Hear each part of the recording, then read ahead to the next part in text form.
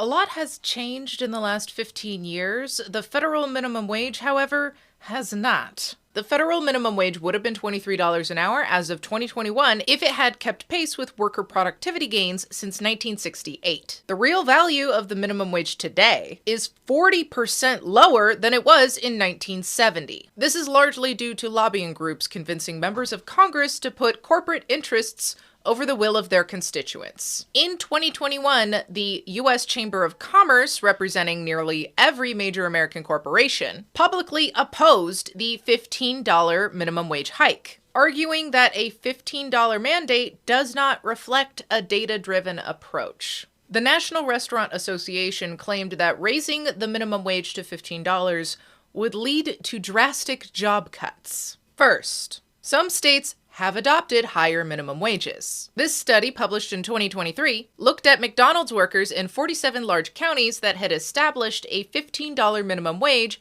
as of the beginning of 2022. The study found that the near doubling of the minimum wage resulted in positive employment effects due to reduced separation rates. Second, the National Restaurant Association has spent millions on state and federal levels to block paid sick leave and higher wages. They have also previously affiliated with the Koch-funded American Legislative Exchange Council, also known as ALEC. Notably, a 2023 New York Times investigation found that the National Restaurant Association was using its food safety classes to fundraise for its legislative efforts. They acquired ServSafe in 2007 and then lobbied states to mandate the type of training they already provided. Since 2010, more than 3.6 million workers have taken this training, providing about $25 million in revenue. Lastly, the National Restaurant Association is why the federal tipped minimum wage